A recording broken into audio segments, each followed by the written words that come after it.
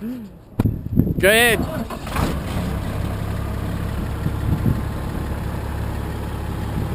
Man, that sounds smooth. We're sitting for 4 years. It runs under its own power. Bed needs some work. This was a salt truck. It's been around for a while. It's sat for 2.5 years. You can see there's a lot of rust. The tires, hardly any wear on it.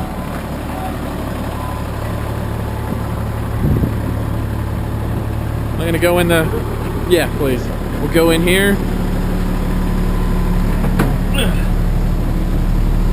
Everything operates well. 65,000 miles on it. Comes the way it is, as is. Transmission's leaking.